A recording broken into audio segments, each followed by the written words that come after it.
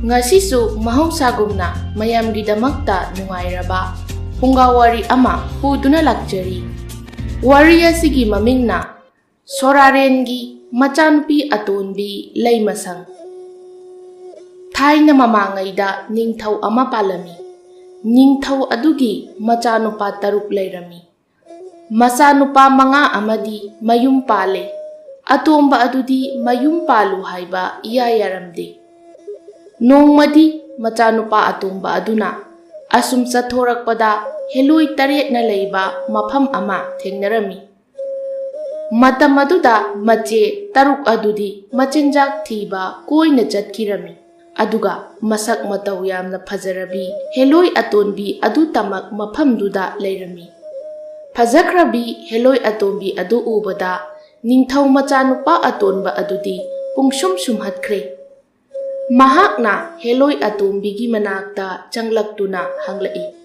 Ibema nangbu khoyum laira natraga taibang mira. Achumba amatangdi khangjaningi. Heloy atombi aduna khumlai. Ha ibungwa aidi taibang mina jade. Ipa Sorarengi machanupi heloy atombini. Imingna Laimasang kawi. Ningthaugi machanupa aduna makata na hairei. Ibema nahak asi ubada aihak mitpham hongba yadre. Aisu leibak amagi ningthau machani. Konungda chatuna aigi taloi oirasi. Heloy atombi aduna khumlai. Haibungwa aidi kadaidagi yagadage. Lengbiro ichim taruk halakpagi matam yausilakle. Makhoi laklabadi nahak soidana thawai manglagani.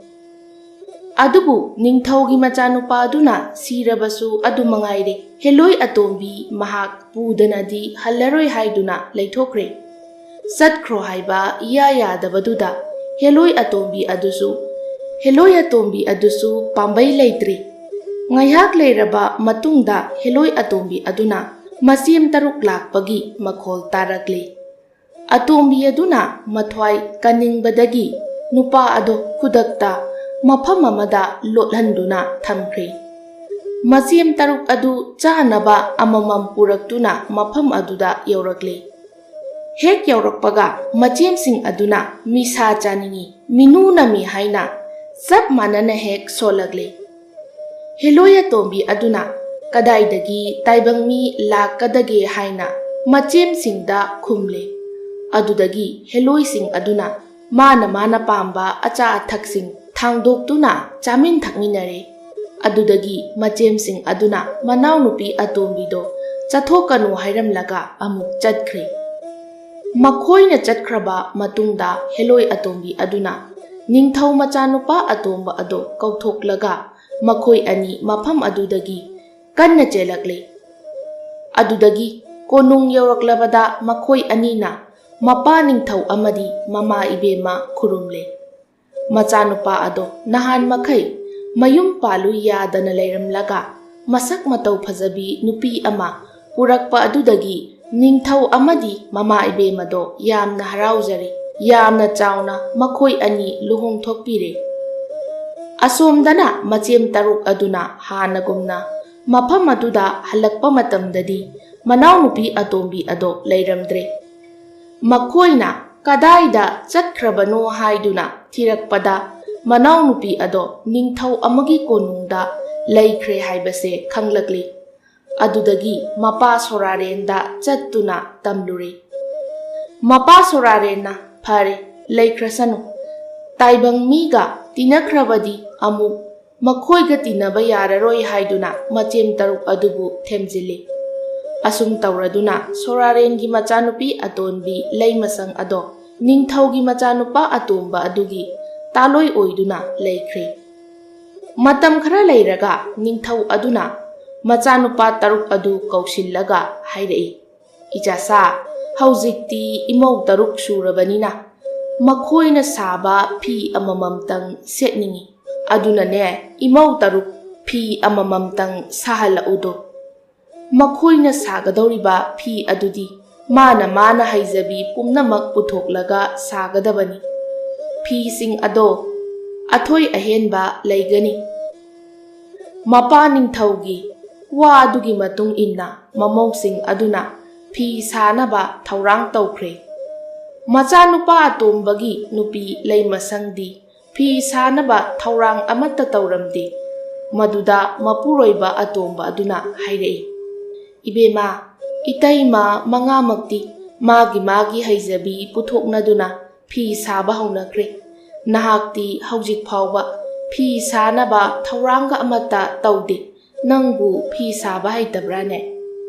ꯑꯁꯨꯝꯅ ꯃꯄꯨꯔꯣꯏꯕꯅ ꯂꯩꯃꯁꯪꯗ ꯃꯊꯋꯥꯏ ꯋꯥꯅ ꯍꯪꯂꯛꯏ꯫ ꯃꯄꯨꯔꯣꯏꯕꯒꯤ ꯋꯥꯗꯨ ꯇꯥꯕꯗ ꯂꯩꯃꯁꯪꯅ ꯈꯨꯝꯂꯛꯏ, "ꯏꯕꯨꯡꯉꯣ, ꯃꯗꯨꯒꯤꯗꯃꯛꯇ ꯀꯔꯤꯃꯠꯇ ꯋꯥꯕꯤꯔꯨꯒꯅꯨ꯫ ꯅꯅꯥꯏꯅ ꯁꯣꯏꯗꯅꯕ ꯇꯧꯖꯒꯅꯤ꯫ ꯑꯗꯨꯗꯒꯤ ꯈꯔ ꯂꯩꯔꯒ ꯃꯥꯒꯤ ꯅꯨꯄꯤꯁꯤꯡꯅ ꯐꯤ ꯁꯥꯕ ꯂꯣꯏꯔꯗꯨꯅ ꯃꯌꯥꯝꯕꯁꯤꯡ ꯑꯗꯨꯅ ꯃꯅꯥꯎꯅꯨꯄꯥ ꯑꯇꯣꯝꯕꯗ ꯍꯌꯦꯡꯗꯤ ꯃꯄꯥꯅꯤꯡꯊꯧꯗ ꯐꯤ ꯀꯠꯅꯕ ꯇꯧꯔꯁꯤ ꯍꯥꯏꯔꯛꯂꯦ꯫ ꯃꯌꯥꯝꯕꯁꯤꯡ ꯑꯗꯨꯒꯤ ꯋꯥ ꯇꯥꯕꯗ ꯑꯇꯣꯝꯕ ꯑꯗꯨꯅ ꯃꯥꯒꯤ ꯅꯨꯄꯤ ꯂꯩꯃꯁꯪꯗ ꯑꯃꯨꯛ ꯍꯪꯂꯛꯂꯦ, "ꯏꯕꯦꯝꯃ, ꯍꯌꯦꯡꯗꯤ ꯐꯤ ꯀꯠꯂꯁꯤ ꯍꯥꯏꯗꯨꯅ ꯏꯌꯥꯝꯕꯁꯤꯡꯅ ꯍꯥꯏꯔꯛꯂꯦꯗꯣ, ꯑꯩꯈꯣꯏꯒꯤ ꯐꯤ ꯂꯩꯔꯕ꯭ꯔꯣ?" ꯃꯄꯨꯔꯣꯏꯕꯒꯤ ꯋꯥꯗꯨ ꯇꯥꯕꯗ ꯂꯩꯃꯁꯪꯅ ꯂꯩꯔꯅꯤ ꯍꯥꯏꯅ ꯈꯨꯝꯂꯦ꯫ ꯑꯗꯨꯗꯒꯤ ꯅꯨꯃꯤꯗꯥꯡ ꯑꯣꯏꯔꯛꯇꯨꯅ ꯃꯤ ꯄꯨꯝꯅꯃꯛ ꯇꯨꯝꯅꯈꯤꯗꯨꯅ ꯃꯤꯆꯤꯛ ꯃꯤꯔꯥꯎꯈꯣꯟ ꯇꯥꯔꯛꯇ꯭ꯔꯕ ꯃꯇꯝꯗ ꯂꯩꯃꯁꯪꯅ ꯁꯨꯃꯥꯡ ꯃꯌꯥꯏꯗ ꯂꯦꯞꯂꯗꯨꯅ ꯃꯄꯥ ꯁꯣꯔꯥꯔꯦꯟꯕꯨ ꯀꯧꯔꯗꯨꯅ ꯍꯥꯏꯖꯔꯛꯂꯦ, "ꯍꯥ ꯏꯄꯥ ꯏꯕꯨꯡꯉꯣ, ꯏꯄꯥ ꯏꯕꯨꯡꯉꯣꯒꯤ ꯂꯨꯈꯨꯝꯃꯦꯟ ꯎꯔꯦꯞ ꯃꯈꯣꯡꯗ ꯎꯇꯣꯡ ꯑꯃꯗ ꯅꯆꯥꯅ ꯁꯥꯔꯝꯕ ꯐꯤ ꯑꯃ ꯂꯩꯍꯧꯕꯅꯤ, ꯑꯃꯨꯛꯇ ꯊꯥꯗꯕꯤꯔꯛꯎꯗꯣ." ꯃꯆꯥꯅ ꯍꯥꯏꯖꯔꯛꯄ ꯑꯗꯨ ꯇꯥꯕꯗ ꯃꯄꯥ ꯁꯣꯔꯥꯔꯦꯟꯅ ꯐꯤ ꯑꯗꯣ ꯎꯇꯣꯡ ꯑꯗꯨꯒ ꯂꯣꯏꯅꯅ ꯃꯊꯛꯇꯒꯤ ꯊꯥꯗꯔꯛꯂꯦ꯫ ꯅꯣꯡꯉꯥꯜꯂꯕ ꯃꯇꯨꯡꯗ ꯐꯤ ꯌꯥꯎꯕ ꯎꯇꯣꯡ ꯑꯗꯣ ꯂꯩꯃꯁꯪꯅ ꯃꯍꯥꯛꯀꯤ ꯃꯄꯨꯔꯣꯏꯕ ꯑꯗꯨꯗ ꯄꯤꯔꯦ꯫ ꯃꯄꯨꯔꯣꯏꯕꯅ ꯐꯤ ꯌꯥꯎꯕ ꯎꯇꯣꯡ ꯑꯗꯣ ꯃꯄꯥꯅꯤꯡꯊꯧꯗ ꯀꯠꯂꯔꯦ꯫ ꯃꯌꯥꯝꯕꯁꯤꯡ ꯑꯗꯨꯁꯨ ꯃꯥꯒꯤ ꯅꯨꯄꯤꯁꯤꯡꯅ ꯁꯥꯔꯛꯄ ꯐꯤꯁꯤꯡ ꯑꯗꯣ ꯃꯄꯥꯅꯤꯡꯊꯧꯗ ꯀꯠꯁꯤꯜꯂꯦ꯫ ꯅꯤꯡꯊꯧꯒꯤ ꯃꯃꯧ ꯃꯉꯥꯅ ꯁꯥꯕ ꯐꯤꯁꯤꯡꯗꯣ ꯂꯣꯏꯅ ꯇꯤꯡꯊꯣꯛꯇꯨꯅ ꯌꯦꯡꯂꯦ꯫ ꯐꯤꯁꯤꯡ ꯑꯗꯨ ꯑꯃꯒ ꯆꯞ ꯃꯥꯟꯅꯔꯦ, ꯈꯦꯠꯅꯕ ꯂꯩꯇꯔꯦ꯫ ꯑꯗꯨꯗꯒꯤ ꯅꯤꯡꯊꯧꯅ ꯃꯃꯧ ꯑꯇꯣꯝꯕꯤꯅ ꯁꯥꯕ ꯐꯤ ꯑꯗꯣ ꯎꯇꯣꯡ ꯃꯅꯨꯡ ꯑꯗꯨꯗꯒꯤ ꯁꯠꯇꯣꯛꯂꯒ ꯃꯅꯥꯏꯁꯤꯡꯗ ꯐꯤ ꯑꯗꯣ ꯇꯤꯡꯊꯣꯛꯍꯜꯂꯦ꯫ ꯐꯤ ꯑꯗꯨ ꯌꯦꯡꯕꯗ ꯑꯁꯨꯛꯀꯤ ꯃꯇꯤꯛ ꯐꯖꯈ꯭ꯔꯦ꯫ ꯄꯥꯛꯄꯁꯨ ꯂꯧ ꯄꯔꯤ ꯑꯃꯔꯣꯝ ꯄꯥꯛꯂꯦ꯫ ꯐꯤ ꯑꯗꯨꯒꯤ ꯃꯆꯤ ꯑꯃꯗ ꯄꯨꯈ꯭ꯔꯤ ꯑꯃꯒꯤ ꯃꯅꯨꯡꯗ ꯁꯅꯥꯒꯤ ꯊꯝꯕꯥꯜ, ꯂꯨꯄꯥꯒꯤ ꯊꯝꯕꯥꯜ, ꯊꯔꯣ ꯑꯉꯥꯡꯕ ꯑꯁꯪꯕ ꯂꯣꯏꯅꯅ ꯉꯥꯅꯨ ꯀꯥꯡꯉꯁꯤꯡ ꯀꯌꯥꯅ ꯏꯁꯤꯡꯗ ꯏꯔꯣꯏꯗꯨꯅ ꯁꯥꯟꯅꯕꯒꯤ ꯃꯇꯧꯒꯨꯝ ꯇꯧꯔꯦ꯫ ꯑꯇꯣꯞꯄ ꯃꯆꯤ ꯑꯃꯗꯅ ꯄꯨꯈ꯭ꯔꯤ ꯑꯃꯗ ꯉꯥ ꯃꯁꯤꯡ ꯁꯨꯅ ꯆꯥꯍꯟꯗꯨꯅ ꯊꯝꯂꯦ꯫ ꯃꯆꯤ ꯑꯃꯗꯅ ꯄꯥꯈꯪ ꯂꯩꯁꯥꯕꯤ ꯐꯝꯍꯜꯂꯦ꯫ ꯑꯁꯨꯝꯅ ꯐꯤ ꯑꯗꯣ ꯌꯦꯡꯕꯒꯤ ꯄꯦꯟꯕ ꯅꯥꯏꯗ꯭ꯔꯦ꯫ ꯅꯤꯡꯊꯧꯅ ꯃꯃꯧ ꯅꯨꯄꯤ ꯑꯇꯣꯝꯕꯤꯒꯤ ꯐꯤꯅ ꯈ꯭ꯋꯥꯏꯗꯒꯤ ꯐꯖꯩ ꯍꯥꯏꯗꯨꯅ ꯂꯩꯃꯁꯪꯕꯨ ꯊꯥꯒꯠꯂꯦ꯫ ꯑꯗꯨꯗꯒꯤ ꯅꯤꯡꯊꯧꯅ ꯃꯆꯥꯅꯨꯄꯥꯁꯤꯡꯗꯨꯒꯤ ꯃꯔꯛꯇ ꯃꯆꯥꯅꯨꯄꯥ ꯄꯣꯛꯄ ꯍꯥꯟꯕ ꯑꯗꯨꯅ ꯃꯍꯥꯛꯀꯤ ꯃꯍꯨꯠ ꯁꯤꯟꯅꯕ ꯍꯥꯏꯔꯛꯂꯦ꯫ ꯑꯁꯨꯝ ꯇꯧꯗꯨꯅ ꯃꯆꯥꯅꯨꯄꯥ 6 ꯑꯗꯣ ꯃꯥꯒꯤ ꯂꯩꯐꯝꯁꯤꯡꯗ ꯍꯟꯅꯈ꯭ꯔꯦ꯫ ꯃꯇꯝ ꯈꯔ ꯂꯩꯔꯒ ꯅꯤꯡꯊꯧꯒꯤ ꯃꯆꯥꯅꯨꯄꯥ ꯑꯇꯣꯝꯕꯒꯤ ꯅꯨꯄꯤ ꯂꯩꯃꯁꯪ ꯑꯗꯣ ꯃꯆꯥ ꯄꯣꯛꯀꯗꯕꯒꯤ ꯀꯨꯝꯊꯥ ꯁꯨꯖꯤꯜꯂꯛꯂꯦ꯫ ꯃꯗꯨꯗ ꯃꯌꯥꯝꯕꯁꯤꯡ ꯑꯗꯨꯗꯤ ꯃꯊ꯭ꯋꯥꯏ ꯌꯥꯝꯅ ꯅꯨꯡꯉꯥꯏꯔꯝꯗꯦ꯫ ꯑꯗꯨꯅ ꯃꯌꯥꯝꯕꯁꯤꯡ ꯑꯗꯣ ꯑꯃꯒ ꯋꯥ ꯇꯥꯅꯔꯦ꯫ ꯃꯈꯣꯏꯅ ꯑꯁꯨꯝꯅ ꯍꯥꯏꯅꯔꯦ, "ꯑꯩꯈꯣꯏꯗꯤ ꯀꯔꯤ ꯑꯃꯠꯇ ꯀꯥꯟꯅꯗ꯭ꯔꯦ꯫ ꯐꯤꯒꯤ ꯃꯇꯥꯡꯗꯁꯨ ꯏꯅꯥꯎ ꯑꯇꯣꯝꯕꯅ ꯍꯦꯟꯈ꯭ꯔꯦ꯫ ꯍꯟꯗꯛꯃꯨꯛꯁꯨ ꯀꯔꯤꯒꯨꯝꯕ ꯃꯍꯥꯛꯀꯤ ꯅꯨꯄꯤꯅ ꯅꯨꯄꯥ ꯄꯣꯛꯂꯕꯗꯤ ꯏꯄꯥꯒꯤ ꯃꯍꯨꯠ ꯏꯅꯥꯎ ꯑꯇꯣꯟꯕꯅ ꯁꯤꯟꯈꯤꯕ ꯇꯥꯔꯦ꯫ ꯑꯩꯈꯣꯏꯒꯤꯗꯤ ꯏꯆꯥꯁꯨ ꯄꯤꯕꯤꯗ꯭ꯔꯦ꯫ ꯑꯩꯈꯣꯏ ꯄꯨꯝꯅꯃꯛ ꯏꯅꯥꯎ ꯑꯇꯣꯝꯕꯒꯤ ꯃꯈꯥꯗ ꯂꯩꯕ ꯇꯥꯔꯦ꯫ ꯀꯔꯤ ꯇꯧꯁꯤꯒꯦ?" ꯃꯌꯥꯝꯕꯁꯤꯡ ꯑꯗꯨꯒꯤ ꯃꯔꯛꯇꯒꯤ ꯑꯃꯅ ꯍꯥꯏꯔꯛꯏ, "ꯊꯧꯔꯥꯡ ꯑꯃꯗꯤ ꯂꯩꯔꯦ꯫ ꯏꯅꯥꯎꯇꯣꯟꯗ ꯃꯥꯒꯤ ꯅꯨꯄꯤ ꯑꯗꯨ ꯌꯥꯝꯅ ꯐꯠꯇꯕ ꯅꯨꯄꯤꯅꯤ, ꯂꯩꯃꯤꯟꯅꯕꯗ ꯐꯔꯣꯏ꯫ ꯑꯗꯨꯅ ꯅꯨꯄꯤ ꯑꯗꯣ ꯊꯥꯞꯂꯕ ꯎꯃꯪ ꯑꯃꯗ ꯊꯥꯗꯣꯛꯈꯣ ꯍꯥꯏꯔꯁꯤ꯫ ꯃꯥꯕꯨ ꯊꯥꯗꯣꯛꯈ꯭ꯔꯕꯗꯤ ꯄꯣꯛꯂꯛꯀꯗꯕ ꯑꯉꯥꯡ ꯑꯗꯣ ꯎꯃꯪꯒꯤ ꯋꯥꯡꯃꯗ ꯃꯔꯟ ꯅꯥꯏꯅ ꯂꯩꯖꯈ꯭ꯔꯅꯤ, ꯀꯣꯅꯨꯡꯗꯁꯨ ꯂꯩꯔꯔꯣꯏ." ꯑꯁꯨꯝꯅ ꯃꯈꯣꯏ ꯃꯁꯦꯜ ꯋꯥ ꯈꯟꯅꯔꯦ꯫ ꯑꯗꯨꯗꯒꯤ ꯃꯈꯣꯏꯅ ꯃꯅꯥꯎꯅꯨꯄꯥ ꯑꯇꯣꯝꯕ ꯑꯗꯣ ꯀꯧꯔꯦ ꯑꯗꯨꯒ ꯍꯥꯏꯔꯛꯂꯦ, ꯑꯩꯈꯣꯏꯅ ꯅꯪꯕꯨ ꯀꯧꯕꯗꯤ ꯑꯇꯩ ꯀꯔꯤꯒꯤꯁꯨ ꯅꯠꯇꯦꯗꯣ, ꯅꯪ ꯑꯁꯦ ꯃꯥꯡꯕ ꯇꯥꯔꯦ ꯍꯥꯏꯗꯨꯅ ꯀꯧꯕꯅꯤ ꯏꯕꯨꯡꯉꯣ꯫ ꯅꯪꯒꯤ ꯅꯨꯄꯤ ꯑꯁꯦ ꯌꯥꯝꯅ ꯐꯠꯇꯕ ꯅꯨꯄꯤꯅꯤ, ꯃꯍꯥꯛꯀ ꯂꯩꯃꯤꯟꯅꯔꯕꯗꯤ ꯅꯪ ꯁꯣꯏꯗꯅ ꯃꯥꯡꯂꯒꯅꯤ꯫ ꯑꯗꯨꯒ ꯃꯤ ꯑꯃꯠꯇ ꯈꯪꯍꯟꯗ ꯅꯪꯒꯤ ꯅꯨꯄꯤ ꯑꯗꯣ ꯊꯥꯞꯂꯕ ꯎꯃꯪ ꯑꯃꯗ ꯍꯨꯟꯗꯣꯛꯂꯨꯆꯣ, ꯑꯩꯈꯣꯏꯅ ꯍꯥꯏꯕꯁꯦ ꯏꯟꯗꯕ ꯇꯧꯒꯅꯨ꯫ ꯃꯌꯥꯝꯕꯁꯤꯡ ꯑꯗꯨꯒꯤ ꯋꯥꯁꯤꯡꯗꯣ ꯇꯥꯕꯗ ꯃꯅꯥꯎꯅꯨꯄꯥꯗꯨꯗꯤ ꯁ꯭ꯋꯥꯏ ꯂꯥꯎꯗꯨꯅ ꯇꯧꯐꯝ ꯈꯪꯗꯅ ꯇꯨꯃꯤꯟꯅ ꯂꯩꯈ꯭ꯔꯦ꯫ ꯍꯧꯔꯦꯟ ꯍꯌꯦꯡ ꯈꯪꯗꯅ ꯀꯨꯝ ꯊꯥ ꯁꯨꯗꯨꯅ ꯂꯩꯔꯕꯤ ꯃꯍꯥꯛꯀꯤ ꯅꯨꯄꯤꯕꯨ ꯀꯔꯝꯅ ꯎꯃꯪꯗ ꯊꯥꯗꯣꯛꯎꯒꯅꯤ ꯈꯟꯕꯗ ꯑꯇꯣꯝꯕ ꯑꯗꯣ ꯃꯊ꯭ꯋꯥꯏ ꯌꯥꯝꯅ ꯋꯥꯔꯦ꯫ ꯁꯣꯝꯗꯅ ꯃꯌꯥꯝꯕꯁꯤꯡ ꯑꯗꯨꯅ ꯍꯥꯏꯕ ꯋꯥꯁꯤꯡꯗꯣ ꯏꯟꯗꯕ ꯇꯥꯔꯒꯅ ꯀꯔꯤ ꯇꯧꯕ?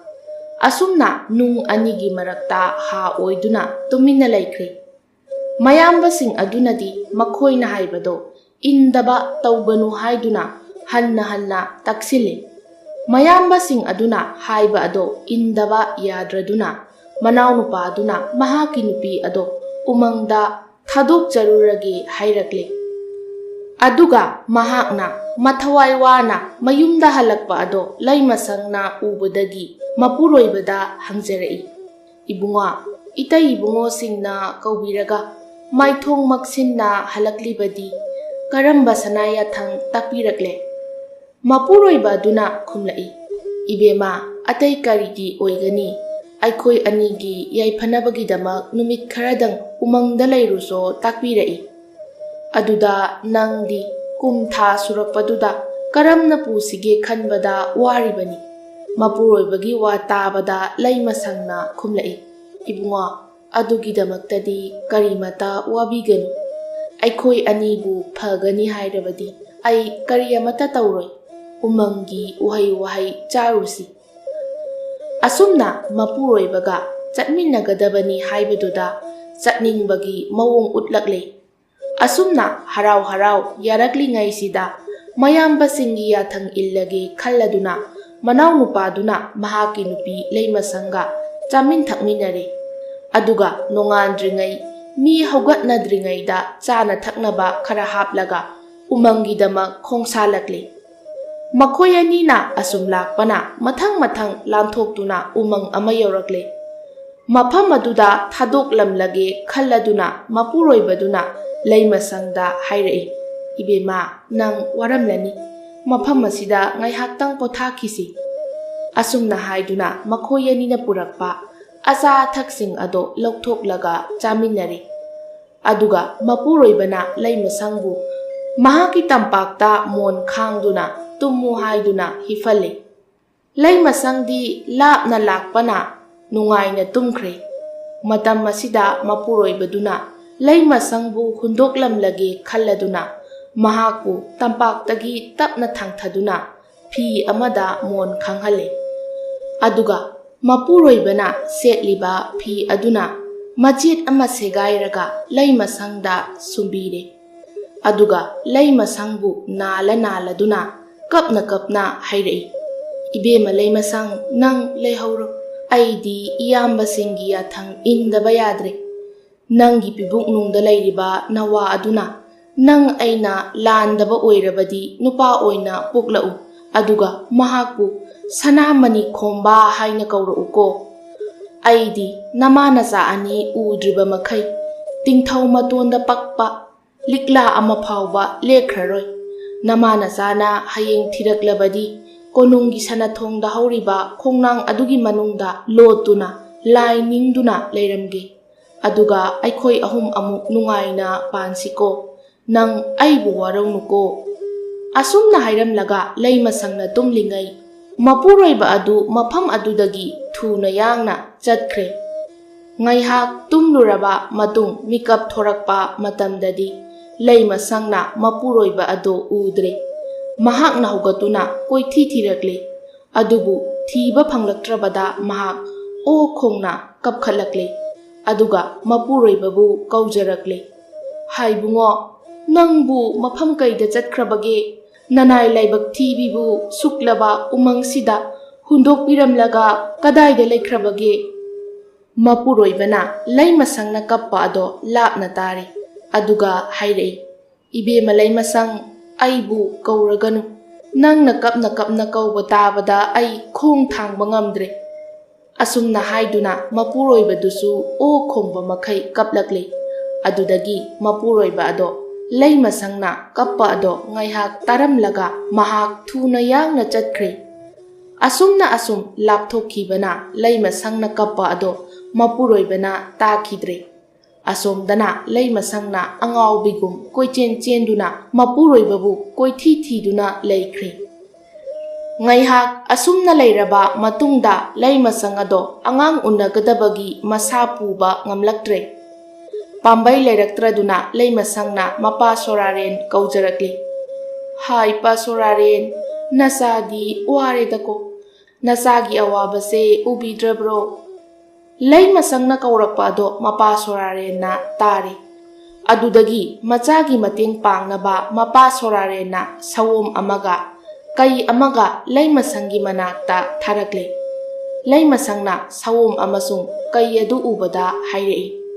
Ipuroibana hundokpiramlaba aihak ase hinglubagi kanadre. Nakhoigi nachinjak oina aibu chathokpiro.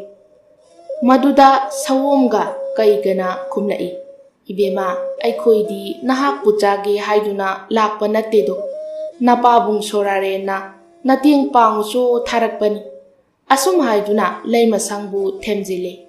Makhoyanina mating pangduna Laimasang machanupa ama pokle. Mapuroibana hairamba ado Laimasangna mangwoi hawoi tahauduna machanupa ado sanamani khomba haina maming thole. Thokliba thaudok pumnamak Matai ibungo singna mahakpu kalaktuna taubane haibase Laimasangna khanglakle. Mahakna sawom amadi kaigi matiang lauraduna machabu wahai pijaduna chawba ngaiduna leiri. Asomdana mapuroiba aduna konunggi sanathongda hauriba khongnang adugi manungda lotuna lai ningduna laikre. Asum tauna matam khara haukraba matungda Laimasanggi macha ado nongmagi chawkhalakle. Laimasangna machabu mi taba mafam amada puraga yokningle haiduna sawom amadi kaida haijarakle. Laimasanggi wa tabada sawom amasung kainasu mama machabu mi taba mafam amagi manakta thinbirakle. Mafamduda mama machabu thanamlaga sawom amasung kai ado mapa sorarengi manakta chatkre.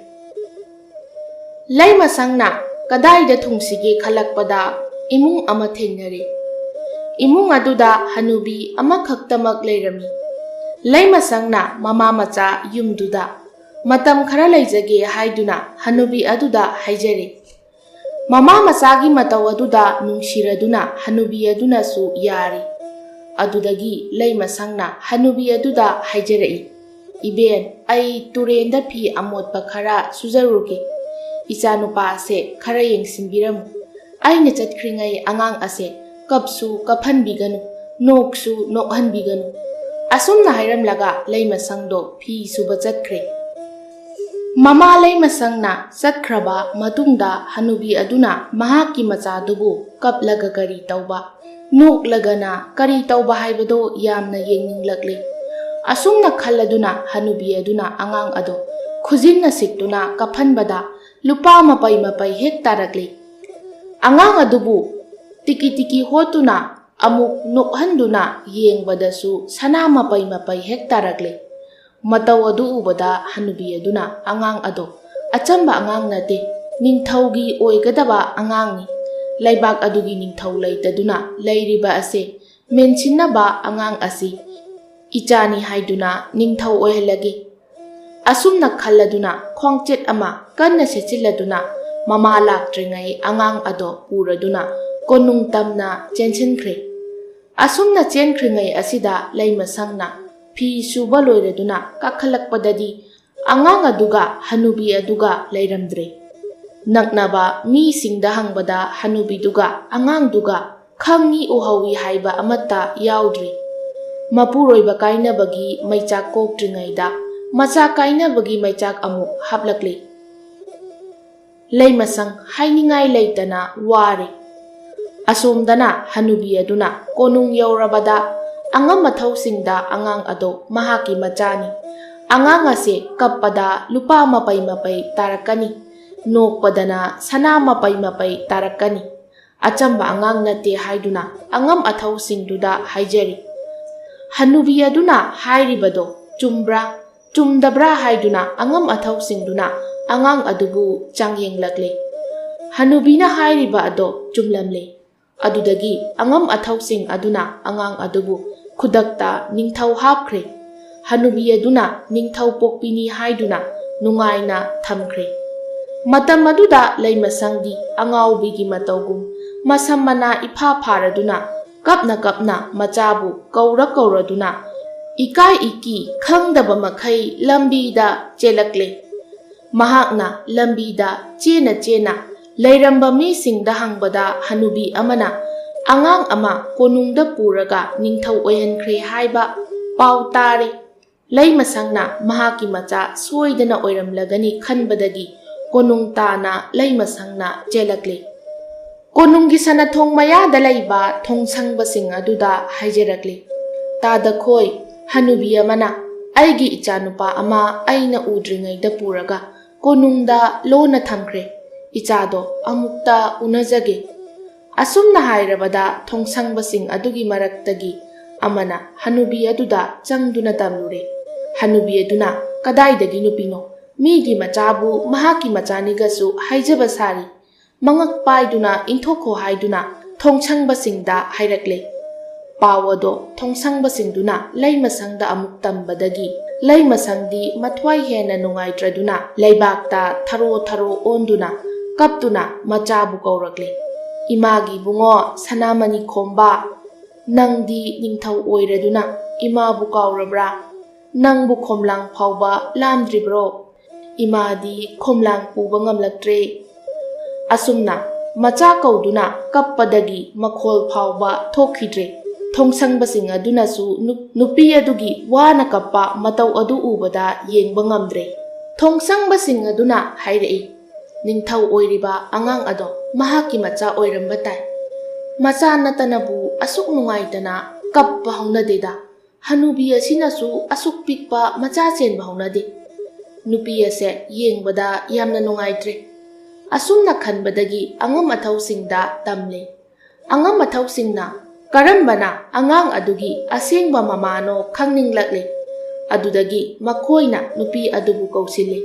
Mama saribi hanubi adusu kaure. Aduga hairei. Karambana angang asigi mama asengbano khangba ngamdre. Aduna Fizang taret khalu yukhal taret khanduna madugi manungda angang ado hiphallaga maduda kakhatuna khomlang inba ngamba aduna angang adugi asengba mama oigani kanana hana ingani. Asumna hairakpa aduda hanubi aduna hairei. Aigi ichabu magi machani haijaba sari aina hana ingani. Asumna hairaduna hanubi aduna fizang taret yukhal taret adugi mathakta kakhatuna angang aduda khomlang innaba hotnare. Adubu machasu pokhidriba mawun phawbu khuiraba hanubi aduna phana kanna hotnarabasu khomlang marik ama phawba thorau haiba yadre. Adudagi nupi ado amuk kakhathanduna khomlang ilhanba matamdadi angang adugi mayada taduna khomlang mabuk pena pithakle. Angam mathawsing aduna nupi asina asengba angang adugi mamani haiduna laimasangbu ningthau pokpini haiduna thamkhre. Aduga hanubiduna yokchabini haiba khangnaduna thamkhre. Asum tauna leirakpaduna angang ado nongmagi mapung marai pharakle. Adudagi machana mama laimasangda hairei. Ima aibu pokpa ipana kanano sikhrabra hinglibra. Asumna hanglakpaduda mamado thamoi puba ngamlaktraduna makhol thokna kaplakli. Aduga machada hairei. Ibunga imana nangbu pi haiduna nahan makhai khanghandabani.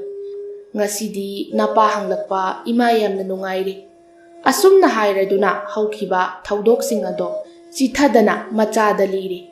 Aduga amu mamana makhatarei. ꯏꯕꯨꯡꯉꯣ, ꯅꯪꯕꯨ ꯄꯣꯛꯄ ꯅꯄꯥ ꯑꯗꯣ ꯍꯧꯖꯤꯛ ꯂꯩꯕꯥꯛ ꯑꯃꯒꯤ ꯅꯤꯡꯊꯧ ꯑꯣꯏꯔꯤꯕ ꯅꯄꯨꯒꯤ ꯀꯣꯅꯨꯡꯒꯤ ꯁꯅꯊꯣꯡꯗ ꯍꯧꯔꯤꯕ ꯈꯣꯡꯅꯥꯡ ꯑꯗꯨꯒꯤ ꯃꯅꯨꯡꯗ ꯋꯥꯅ ꯏꯃꯥ ꯏꯆꯥꯕꯨ ꯉꯥꯏꯗꯨꯅ ꯂꯩꯔꯤꯕꯅꯤ꯫ ꯍꯧꯖꯤꯛꯇꯤ ꯅꯪꯅ ꯆꯥꯎꯔꯛꯂꯕꯅꯤꯅ ꯅꯄꯨ ꯅꯕꯦꯟ ꯅꯄꯥ ꯅꯄꯟ ꯄꯨꯝꯅꯃꯛ ꯂꯣꯏꯅ ꯁꯛ ꯈꯪꯅꯕ ꯇꯧꯔꯁꯤ꯫ ꯃꯃꯥꯒꯤ ꯋꯥꯁꯤ ꯇꯥꯕꯗ ꯃꯆꯥꯅ ꯍꯥꯏꯔꯛꯏ, ꯏꯃꯥ, ꯑꯩꯁꯨ ꯃꯈꯣꯏꯁꯤꯡꯗꯣ ꯌꯥꯝꯅ ꯎꯅꯤꯡꯂꯦ, ꯀꯔꯝꯅ ꯈꯪꯅꯒꯅꯤ?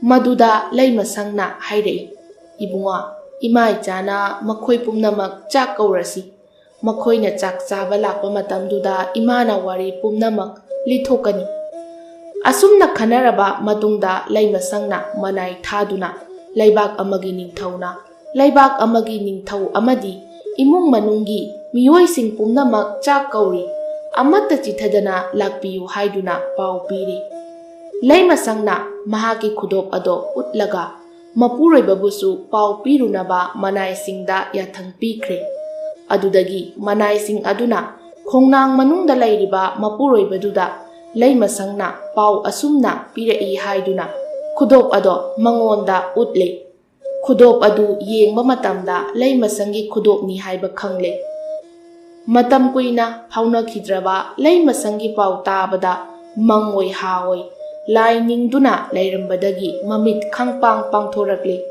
ꯑꯗꯨꯗꯒꯤ ꯂꯩꯃꯁꯪꯒꯤ ꯈꯨꯗꯣꯞ ꯑꯗꯣ ꯀꯣꯟꯗꯨꯅ ꯀꯞꯇꯨꯅ ꯂꯩꯈ꯭ꯔꯦ꯫ ꯃꯄꯨꯔꯣꯏꯕꯁꯨ ꯂꯥꯛꯀꯅꯤ ꯍꯥꯏꯗꯨꯅ ꯈꯨꯗꯣꯞ ꯑꯗꯣ ꯃꯅꯥꯏꯁꯤꯡꯗꯒꯤ ꯂꯧꯍꯧꯔꯦ꯫ ꯑꯗꯨꯗꯒꯤ ꯂꯩꯃꯁꯪ ꯃꯃꯥ ꯃꯆꯥꯅ ꯂꯩꯕꯥꯛ ꯑꯃꯒꯤ ꯅꯤꯡꯊꯧꯅ ꯆꯥꯅ ꯊꯛꯅꯕ ꯄꯨꯝꯅꯃꯛ ꯁꯦꯝ ꯁꯥꯗꯨꯅ ꯊꯧꯔꯥꯡ ꯄꯨꯝꯅꯃꯛ ꯇꯧꯔꯦ꯫ ꯑꯁꯣꯝꯗꯅ ꯃꯁꯝ ꯃꯅꯥ ꯑꯃꯁꯨꯡ ꯈꯨꯖꯤꯟ ꯈꯨꯌꯥ ꯑꯃꯠꯇ ꯀꯛꯇꯅ ꯆꯥꯗꯕꯅ ꯃꯌꯥꯡ ꯀꯪꯂꯕ, ꯅꯍꯥꯟ ꯃꯈꯩ ꯊꯤꯐꯝ ꯈꯪꯗꯅ ꯂꯩꯔꯛꯂꯕ ꯃꯆꯥꯅꯨꯄꯥ ꯑꯇꯣꯟꯕ ꯑꯗꯨꯅ ꯊꯣꯔꯛꯄꯗꯨ ꯎꯕꯗ ꯃꯄꯥ ꯅꯤꯡꯊꯧ ꯑꯃꯁꯨꯡ ꯃꯃꯥ ꯏꯕꯦꯝꯃꯗꯤ ꯃꯆꯥꯕꯨ ꯀꯣꯟꯗꯨꯅ ꯀꯞꯇꯨꯅ ꯂꯩꯈ꯭ꯔꯦ꯫ ꯃꯆꯥꯅꯨꯄꯥꯗꯨꯅ ꯂꯩꯕꯥꯛ ꯑꯃꯒꯤ ꯅꯤꯡꯊꯧꯅ ꯆꯥꯛ ꯆꯥꯅꯕ ꯍꯥꯏꯔꯛꯄ ꯑꯗꯨꯗ ꯌꯥꯎꯅꯕ ꯂꯥꯛꯄꯅꯤ ꯍꯥꯏꯗꯨꯅ ꯃꯃꯥ ꯃꯄꯥꯗ ꯇꯝꯂꯦ꯫ ꯑꯗꯨꯗꯒꯤ ꯅꯤꯡꯊꯧ ꯃꯃꯥ ꯏꯕꯦꯝꯃꯅ ꯃꯆꯥꯁꯤꯡ ꯑꯉꯝ ꯑꯊꯧꯁꯤꯡ ꯄꯨꯝꯅꯃꯛ ꯆꯥꯛ ꯆꯥꯕ ꯆꯠꯅꯕ ꯊꯧꯔꯥꯡ ꯄꯨꯝꯅꯃꯛ ꯇꯧꯗꯨꯅ ꯂꯩꯕꯥꯛ ꯑꯗꯨꯗ ꯈꯣꯡꯁꯥꯟꯕ ꯍꯧꯔꯛꯂꯦ꯫ ꯂꯩꯃꯁꯪ ꯑꯃꯗꯤ ꯃꯆꯥꯅ ꯁꯅꯊꯣꯡꯗ ꯅꯤꯡꯊꯧ ꯑꯃꯗꯤ ꯄꯨꯝꯅꯃꯛꯄꯨ ꯑꯣꯛꯂꯗꯨꯅ ꯃꯆꯥꯗ ꯀꯅꯥ ꯀꯅꯥꯅꯣ ꯃꯊꯪ ꯃꯊꯪ ꯃꯁꯛ ꯇꯥꯛꯂꯦ꯫ ꯃꯃꯩ ꯏꯊꯪ ꯊꯪꯅ ꯃꯁꯝ ꯃꯅꯥ ꯏꯁꯥꯡ ꯁꯥꯡꯅ ꯃꯌꯥꯡ ꯀꯪꯇ꯭ꯔꯤꯛ ꯀꯪꯅ ꯃꯄꯨꯔꯣꯏꯕꯅ ꯂꯥꯛꯄ ꯑꯗꯨ ꯎꯕꯗ ꯂꯩꯃꯁꯪ ꯌꯦꯡꯕ ꯉꯝꯈꯤꯗ꯭ꯔꯦ꯫ ꯑꯗꯨꯕꯨ ꯃꯇꯥꯡ ꯂꯥꯛꯈꯤꯅꯤ ꯍꯥꯏꯗꯨꯅ ꯃꯈꯥ ꯆꯤꯛꯇꯨꯅ ꯈꯥꯡꯗꯨꯅ ꯂꯩꯈ꯭ꯔꯦ꯫ ꯃꯄꯨꯔꯣꯏꯕꯗ ꯃꯃꯥ ꯃꯆꯥꯅꯤ ꯍꯥꯏꯗꯨꯅ ꯂꯩꯃꯁꯪꯅ ꯇꯨꯃꯤꯟꯅ ꯈꯪꯍꯜꯂꯦ꯫ ꯑꯗꯨꯗꯒꯤ ꯅꯤꯡꯊꯧ ꯑꯃꯗꯤ ꯂꯥꯛꯂꯤꯕ ꯄꯨꯝꯅꯃꯛ ꯆꯥꯛ ꯏꯁꯤꯡ ꯅꯤꯡꯊꯤꯅ ꯄꯤꯖ ꯄꯤꯊꯛ ꯇꯧꯔꯦ꯫ ꯆꯥꯕ ꯂꯣꯏꯔꯗꯨꯅ ꯃꯥꯒꯤ ꯃꯥꯒꯤ ꯐꯝꯐꯝꯗ ꯐꯝꯂꯕ ꯃꯇꯨꯡꯗ ꯂꯩꯃꯁꯪꯅ ꯈꯨꯔꯨꯝꯂꯒ ꯍꯧꯈꯤꯕ ꯊꯧꯗꯣꯛ ꯄꯨꯝꯅꯃꯛ ꯋꯥꯔꯤ ꯑꯣꯏꯅ ꯂꯤꯔꯛꯂꯦ꯫ ꯋꯥꯔꯤ ꯑꯗꯨ ꯇꯥꯕꯗ ꯅꯤꯡꯊꯧ ꯑꯃꯗꯤ ꯃꯃꯥ ꯏꯕꯦꯝꯃꯅ ꯃꯃꯧꯒ ꯃꯁꯨꯒꯅꯤ ꯍꯥꯏꯕ ꯈꯪꯂꯛꯇꯨꯅ ꯀꯣꯜꯂꯗꯨꯅ ꯀꯞꯈ꯭ꯔꯦ꯫ ꯑꯀꯣꯟꯕꯗ ꯃꯆꯥꯅꯨꯄꯥ ꯑꯍꯜ 5ꯗ ꯌꯦꯡꯂꯗꯨꯅ ꯃꯄꯥ ꯅꯤꯡꯊꯧꯅ ꯁꯥꯎꯅ ꯃꯅꯥꯎꯕꯨ ꯃꯥꯡꯅꯕ ꯁꯤꯜꯂꯝꯕꯒꯤꯗꯃꯛ ꯌꯥꯝꯅ ꯐꯠꯇꯕ ꯀꯥꯡꯕꯨꯅꯤ, ꯂꯩꯕꯥꯛ ꯑꯗꯨꯗ ꯂꯩꯔꯒꯅꯨ ꯍꯥꯏꯗꯨꯅ ꯁꯥꯎꯅ ꯆꯩꯔꯛꯂꯦ꯫ ꯃꯌꯥꯝꯕꯁꯤꯡ ꯑꯗꯨꯁꯨ ꯏꯀꯥꯏꯕꯅ ꯃꯃꯥꯏ ꯊꯝꯐꯝ ꯈꯪꯈꯤꯗ꯭ꯔꯦ꯫ ꯃꯄಾ ꯅꯤꯡꯊꯧꯅ ꯃꯁꯨꯕꯨ ꯀꯣꯜꯂꯗꯨꯅ ꯍꯥꯏꯔꯛꯏ, ꯏꯕꯨꯡꯉꯣ, ꯍꯧꯖꯤꯛꯇꯤ ꯅꯄꯥ ꯅꯃꯥꯅ ꯂꯥꯟꯗꯕꯅꯤꯅ ꯑꯩꯈꯣꯏ ꯑꯃꯨꯛ ꯎꯅꯔꯦ꯫ ꯅꯪꯅ ꯂꯩꯕꯥꯛ ꯑꯃꯒꯤ ꯅꯤꯡꯊꯧ ꯑꯣꯏꯗꯨꯅ ꯂꯩꯔꯝꯂꯦ꯫ ꯅꯄꯥꯅ ꯅꯤꯡꯊꯧ ꯑꯩꯒꯤ ꯃꯍꯨꯠ ꯁꯤꯜꯍꯜꯂꯒꯦ꯫ ꯋꯥꯖꯔꯛꯂꯕꯤ ꯅꯃꯥꯅ ꯂꯩꯃ ꯐꯝꯊꯣꯟ ꯄꯤꯗꯨꯅ ꯅꯨꯡꯉꯥꯏꯅ ꯊꯝꯂꯒꯦ꯫ ꯑꯁꯨꯝꯅ ꯍꯥꯏꯗꯨꯅ ꯄꯨꯝꯅꯃꯛ ꯂꯥꯎꯊꯣꯛꯂꯦ꯫ ꯑꯁꯨꯝ ꯇꯧꯗꯨꯅ ꯂꯥꯟꯗꯕꯗꯒꯤ ꯅꯤꯡꯊꯧꯒꯤ ꯃꯆꯥ ꯑꯇꯣꯝꯕꯅ ꯃꯄꯥꯒꯤ ꯃꯍꯨꯠ ꯁꯤꯟꯗꯨꯅ ꯂꯩꯕꯥꯛ ꯑꯗꯨꯒꯤ ꯅꯤꯡꯊꯧ ꯑꯣꯏꯔꯤ꯫ ꯃꯄꯥ ꯃꯆꯥ ꯂꯩꯕꯥꯛ ꯑꯃꯃꯝꯒꯤ ꯅꯤꯡꯊꯧ ꯑꯣꯏꯃꯤꯟꯅꯔꯦ꯫ ꯂꯩꯃꯁꯪꯅ ꯂꯩꯃꯒꯤ ꯐꯝꯊꯣꯟ ꯐꯪꯗꯨꯅ ꯃꯄꯨꯔꯣꯏꯕ ꯑꯃꯁꯨꯡ ꯃꯆꯥꯒꯤ ꯀꯨꯝꯃꯩ ꯌꯦꯡꯗꯨꯅ ꯅꯨꯡꯉꯥꯏꯅ ꯄꯥꯟꯈ꯭ꯔꯦ꯫ ꯑꯗꯨꯒ ꯃꯌꯥꯝꯕꯁꯤꯡ ꯑꯗꯨꯅ ꯃꯕꯨꯛ ꯐꯠꯇꯕꯗꯒꯤ ꯃꯅꯥꯎꯅꯨꯄꯥꯕꯨ ꯀꯜꯂꯛꯇꯨꯅ ꯃꯥꯡꯅꯕ ꯁꯤꯜꯂꯨꯕꯒꯤꯗꯃꯛ ꯃꯃꯩ ꯊꯪꯗꯗꯤ ꯃꯄꯥ ꯅꯤꯡꯊꯧꯅ ꯃꯈꯣꯏꯕꯨ ꯇꯥꯟꯊꯣꯛꯈꯤꯕꯗꯒꯤ ꯃꯤꯔꯩꯕꯥꯛꯇ ꯃꯐꯝ ꯃꯔꯥꯡ ꯈꯪꯗꯅ ꯃꯄꯨꯟꯁꯤ ꯂꯦꯟꯈ꯭ꯔꯦ꯫